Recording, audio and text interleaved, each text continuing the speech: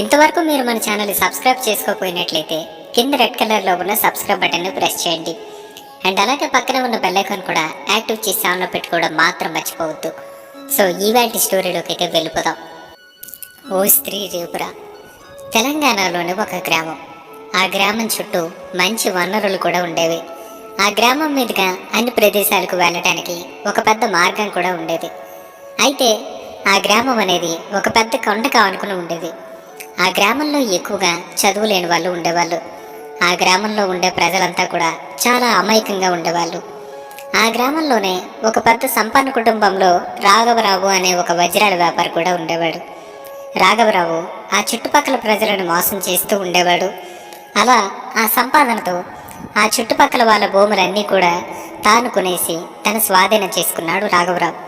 అయితే ఒకరోజు తన పొలంలో నుయ్యి తవ్వించాలన్న ఆలోచనతో కొంతమంది మనుషులు పెట్టి నుయ్యి తవ్విస్తూ ఉన్నాడు. అలా చాలా లోతులో నుయ్యి తవ్వుతూ ఉన్నటువంటి వ్యక్తికి ఒక పెద్ద బండ తగిలింది. ఆ వ్యక్తి రాఘవరావుకి ఆ విషయం తెలియపరిచాడు. ఇక ఆ విషయం తెలుసుకున్నటువంటి రాఘవరావు వెంటనే ఆ నుయ్యి లోపలికి దిగి ఆ బండను చూశాడు. అతనికి ఆ బండను చూసేసరికి అది ఒక బంగారు గనికి సంబంధించిన రాయి. రాఘవరావు ఆనందానికి హద్దే లేకుండా పోయింది. తన పొలం అంతా కొండ పక్కనే ఉందని, ఆ కొండ ప్రదేశం అంతా గనితో నిండి ఉంటుందని అనుకుని ఆ కొండను తవ్వి ఆ గనిని సంపాదించాలన్న ఆశ మొదలైంది రాఘవరావుకి. ఇక అలా ఆ రోజు రాత్రి గడిచింది.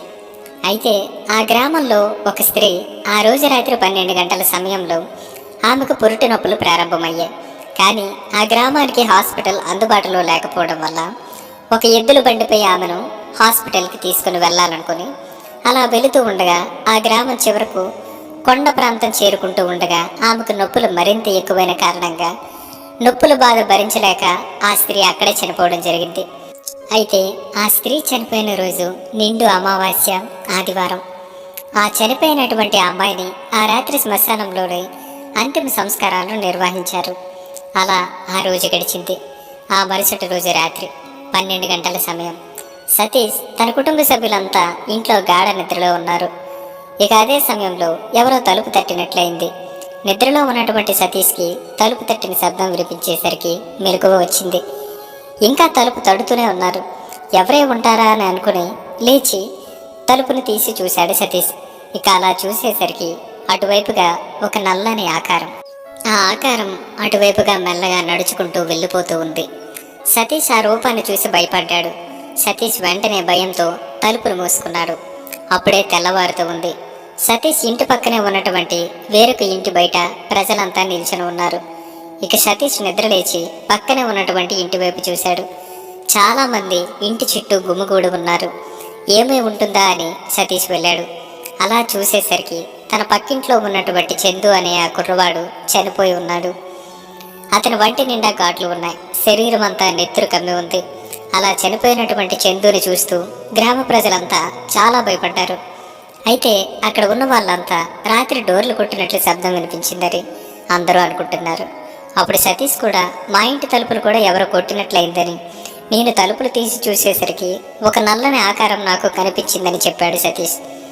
అలా అంతమంది కూడా ఆ రాత్రి అలానే జరిగినటువంటి సందర్భం గురించి మాట్లాడుకుంటూ ఉన్నారు. ఇక ఆ రోజు గడిచిపోయింది. కొంతసేపటికి రాత్రి కావచ్చింది. అందరూ భయంతో తలుపులన్నీ వేసి తొందరగానే పడుకున్నారు. అప్పటికే బాగా రాత్రి అయింది. సతీష్ ఉన్నటువంటి ఇంటి తలుపులు తడుతున్నట్లు ఒక శబ్దం వినిపించింది. సతీష్ మెల్లగా లేచి కిటికీలోంచి బయటికి చూశాడు. అలా చూసేసరికి ఒక స్త్రీ ఇంటి ముందు నిల్చొని తలుపులు కొడుతూ ఉన్నట్లుగా కనిపించింది.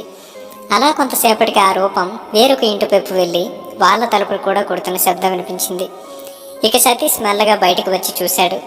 ఊరంతా చీకటిగా ఉంది. అందరూ భయంతో తలుపులు మూసుకొని లోపల పడుకొని ఉన్నారు. కానీ ఆ రూపం అందరి ఇళ్ళ వైపు నడుస్తూ వెళ్ళి అందరి ఇంటి తలుపులు కొడుతూ ఉంది. సతీష్ భయపడుతూ పడుకోకుండా మెలకుగానే ఉన్నాడు. అలా కిటికీ వద్ద నిల్చొని కొంతసేపటికి ఏదో ఒక రోదన వినిపించింది సతీష్కి. ఇక అలా చూశాడు. వీధి వైపు ఆ చీకట్లో ఒక ముసలామెని కాళ్ళు పట్టుకొని ఈడ్చుకుంటూ పోతుంది ఆ భయంకరమైన రూపం. ఆ ముసలామె రోధిస్తూ నన్ను రక్షించండి అంటూ కేకలు వేస్తూ ఉంది. కానీ భయంతో ఎవరూ తలుపులు తీయలేదు. చివరికి ఆ ముసలామెను ఈడ్చుకుంటూ వెళ్ళి రాఘవరావు పొలం పక్కనే ఉన్నటువంటి కొండ వద్ద ఆమెను అత్యంత కిరాతకంగా నరికి చంపింది ఆ రూపం. ఇక ఆ గ్రామంలో అలా ప్రతిరోజు కూడా ఆ గ్రామంలో ఎవరో ఒకరు దారుణంగా చనిపోతూ ఉండటం జరుగుతూ ఉండేది. ఆ చనిపోయినటువంటి శవాన్ని ఆ కొండ దగ్గర పడవేయటం కూడా జరుగుతూ ఉంది. అయితే ఒకరోజు గ్రామస్తులంతా అనుకుని సమావేశమై మన గ్రామంలో చాలామంది ఆ దెయ్యానికి బలైపోతున్నారు, దీనికి కారణమేంటో ఎలాగైనా తెలుసుకోవాలనుకుని ఒక పూజారి వద్దకు వెళ్ళారు. అప్పుడే ఆ పూజారి ఇంట్లో రాఘవరావు కూర్చొని ఉన్నాడు. వాళ్ళేవో మాట్లాడుకుంటూ ఉన్నారు. అతని ఇంటి వద్దకు వెళ్ళినటువంటి ప్రజల్ని పూజారి చూసి మీరంతా నా వద్దకు ఎందుకు వచ్చారని అడగగా వాళ్ళంతా జరిగిన విషయం అంతా కూడా పూజారితో చెప్పడం జరిగింది. అప్పుడు ఆ పూజారి పూజ ఏర్పాటు చేసి ప్రజల వంక చూసి ఇలా చెప్పసాగాడు. మన గ్రామంలో 10 రోజుల ముందు ఒక అమ్మాయి పురిటి నొప్పులతో బాధపడుతూ హాస్పిటల్కు వెళ్ళాలని ఎడ్ల బండిపై తీసుకుని వెళుతూ ఉండగా మన ఊరు కొండ వద్దకు వెళ్ళేసరికి ఆమె చనిపోయిందని, ఇక ఆ రోజు నిండు అమావాస్య ఆదివారం అని, ఆమె చనిపోయేసరికి అర్ధరాత్రి సమయం, ఆ సమయంలో చనిపోయిన వాళ్ళు ఆత్మలుగా మారి రాత్రిపూట తిరుగుతారని, అందులో భాగంగానే ఆ అమ్మాయి ప్రాతాత్మగా మారి మన ఊళ్ళో ఉన్న ప్రజలందరినీ కూడా చంపేస్తుందని, ఆమె ప్రతిరోజు కూడా రాత్రి సమయాల్లో వచ్చి మన ఇంటి తలుపులు కొడుతూ ఉంటుందని, అలా మన ఇంటి తలుపులు కొట్టకుండా ఉండాలంటే మన ఇంటి తలుపులపై ఓ స్త్రీ రేపురా అని రాసి పసుపు నీళ్లతో మన చెయ్యి ముంచి అలా నీళ్ళలో ముంచినటువంటి ఆ చెయ్యి ముద్రను కూడా తలుపు మీద వెయ్యాలని, అలా చేస్తే ఆ ప్రేతాత్మ మన ఊళ్ళోకి రాదని చెప్పడం జరిగింది ఆ పూజారి. ఇక ఆ విషయం చెప్పి ఆ గ్రామ ప్రజలందరినీ కూడా పూజారి అక్కడి నుండి పంపించేశాడు. అలా ఆ రోజు నుండి ఆ గ్రామంలో వాళ్ళంతా కూడా వాళ్ళ ఇంటి తలుపులపై ఓ స్త్రీ రేపురా అని రాయడమే కాకుండా పసుపు నీళ్ళలో ముంచినటువంటి వాళ్ళ చెయ్యి ముద్రను కూడా వేసేవాళ్ళు. ఆ చెయ్యి గుర్తు ఆ ప్రేతాత్మకి టాటా చెప్పినట్లుగా కనిపిస్తుందని వాళ్ళంతా భావిస్తూ ఉన్నారు.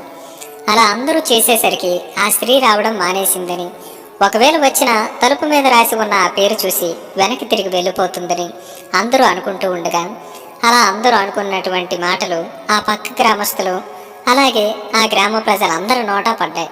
అలా వాళ్ళ నుండి వేరే ఊరు వాళ్ళకు, అలా పల్లెల నుండి పట్టణాల వరకు, అలా మన 2 రాష్ట్రాల ప్రజలందరికీ ఈ విషయం తెలిసిపోయింది. అలా మన 2 రాష్ట్రాలకు సంబంధించిన ప్రతి ఇంటి తలుపుపై కూడా ఈ రాతలు కనిపించేది. ఇక అలానే ఆ ఏడాదంతా కూడా ఇలానే గడిచిపోయింది. అయితే అలా ఓ స్త్రీ రేపురా అని రాసే పేరు ఒక సంచలనంగా మారిపోయింది. ఏ ఇంటి తలుపు వద్ద చూసినా ఓ స్త్రీ రేపురా అన్న నినాదం మొదలైంది. అలా కొంతకాలం పోయిన తర్వాత ఒకరోజు సతీష్ ఇంటికి వేరే గ్రామం నుండి 3 స్నేహితులు వచ్చారు. వారితో కలిసి సతీష్ ఆ ఊరంతా తిరుగుతూ వాళ్ళు మాట్లాడుకుంటూ ఉన్నారు. అంతలో సతీష్ స్నేహితుడు ఒక ఆయన ఆ గ్రామం చివరలో ఉన్నటువంటి కొండవైపు వెళ్ళి ఆ ప్రదేశం అంతా చూసి వద్దామని చెప్పాడు. అతని మాటలు విన్నటువంటి సతీష్ ఆ కొండవైపు మనం వెళ్ళకూడదని, ఆ కొండ దగ్గర గర్భంతో ఉన్న ఒక మహిళ చనిపోవడం జరిగిందని, ఆమె ప్రేతాత్మగా మారి రాత్రిపూట మా గ్రామంలోనికి వచ్చి ఊరిలో ఎవరైనా సరే బయట కనిపిస్తే చాలు వారిని అత్యంత కిరాతకంగా చంపేస్తుందని చెప్పాడు. అప్పుడు అతని స్నేహితుడు గట్టిగా నవ్వి అక్కడ అమ్మాయి చనిపోవడం ఏంటి, ఆ అమ్మాయి ప్రేతాత్మగా మారడం ఏంటి అని గట్టిగా నవ్వసాగాడు. ఇక అతని స్నేహితుడు అలా నవ్వేసరికి సతీష్ అతని వైపు చూస్తూ అలానే ఉండిపోయాడు. అలా కొంతసేపటికి సతీష్ని బలవంతంగా ఆ కొండ వైపు తీసుకుని వెళ్ళారు. సతీష్ భయపడుతూనే అటువైపు వెళ్ళాడు. ఇక అలా కొంతసేపటికి వాళ్ళందరూ కూడా కొండ వద్దకి చేరుకున్నారు. అలా వాళ్ళంతా కొండ వద్ద తిరుగుతూ అలా మాట్లాడుకుంటున్నారు. అలా మరికొంచెం ముందుగా నడిచేసరికి వారికి కొండ లోపలికి త్రవ్వి ఉన్నటువంటి ఒక సొరంగ మార్గం కనిపించింది. మెల్లగా ఆ సొరంగంలోనికి చేరుకున్నారు వాళ్ళు. ఆ సొరంగ మార్గంలోనికి వెళ్ళేసరికి ఆ లోపల భాగంలో అక్కడ కొంతమంది మనుషులు కొన్ని రకాల రాళ్లను పగలగొట్టి చిన్న చిన్న ముక్కలుగా కొడుతూ ఉన్నారు. వాళ్ళ మధ్యలో ఆ గ్రామానికి సంబంధించినటువంటి వజ్రాల వ్యాపారి రాఘవయ్య కుర్చీలో కూర్చొని ఉన్నాడు. అతని వద్దే ఆ గ్రామంలో ఉన్నటువంటి పూజారి నిల్చొని ఉన్నాడు. సతీష్ ఒక్కసారిగా ఆ దృశ్యాన్ని చూసి ఆశ్చర్యపోయాడు. అప్పుడు సతీష్ వాళ్ళ ఫ్రెండ్స్తో కలిసి ఊళ్ళోనికి పరిగెత్తుకుని వచ్చి ఆ కొండ గుహలో జరుగుతున్నటువంటి గని యొక్క రహస్యాన్ని మొత్తాన్ని తెలియచేశారు. ఆ సొరంగంలో రాఘవరావు అలాగే మన ఊరికి సంబంధించిన పూజారి ఆ కొండ గుహలో ఏదో ఒక అద్భుతమైన గని ఉందని, దానిని మనుషుల చేత మన ఊరిలో ఉన్నటువంటి రాఘవరావు పూజారి తవ్విస్తూ ఉన్నారని చెప్పగా ఆ గ్రామంలో ఉన్న ప్రజలందరూ ఒక్కసారిగా బయలుదేరి కొండవైపుగా నడిచారు. అలా ఆ గ్రామ ప్రజలందరూ అటువైపు వస్తున్నారని తెలియడంతో రాఘవరావు పూజారితో పాటు మరికొంతమంది పనివాళ్ళు అక్కడి నుండి తప్పించుకోవాలని పరిగెత్తబోయారు. కానీ అప్పటికే గ్రామ ప్రజలందరూ కూడా ఆ గృహలోనికి చేరుకోవడం జరిగింది. వాళ్ళను పట్టి బంధించారు కూడా.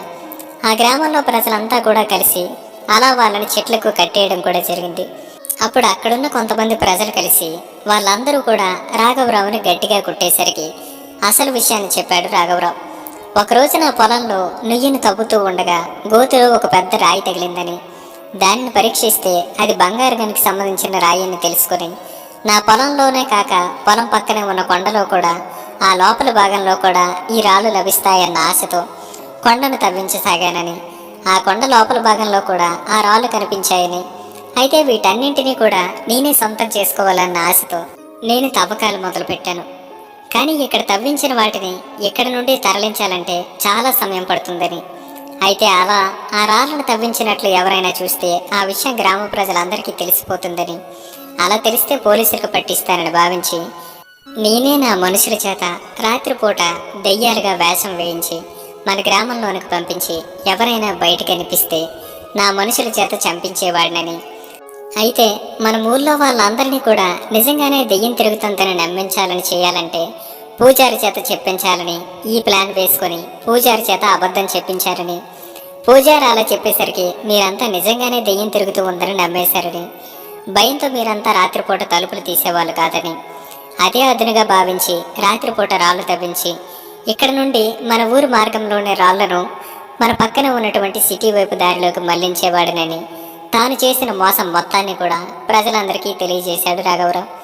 ఆ మోసాన్ని గ్రహించినటువంటి ప్రజలంతా కూడా ఈ రాఘవరావు అలాగే ఈ పూజారి చేసిన మోసం వల్ల చాలామంది అమాయకులు మన గ్రామస్తులు వీళ్ళు చేసిన మారణకాండకు బలయ్యారని, వీళ్ళని మనం వదలకూడదని రాఘవరావుని, పూజారిని అలాగే రాఘవరావు తయారు చేసిన మనుషుల్ని చెదగపాతి తరువాత వాళ్ళని పోలీసులకు పట్టించారు. అలా ఆ రోజు రాత్రి నుండి ఆ గ్రామానికి పట్టిన పీడ విరగడైంది. ఆ రోజు నుండి ఆ గ్రామస్తులందరూ కూడా హాయిగా జీవించసాగారు. ఇది ఈరోజు ఓ స్త్రీ రేపురా అన్న యథార్థ సంఘటన ఆధారంగా మీ ముందుకు తీసుకురాబడినటువంటి ఒక రియల్ ఇన్సిడెంట్. సో ఇన్సిడెంట్ పై మీ యొక్క ఒపీనియన్ని కింద కామెంట్ సెక్షన్లో కామెంట్ చేయండి. అండ్ కొన్ని ఏళ్ల క్రితం రియల్గా జరిగినటువంటి ఒక ఇన్సిడెంట్ని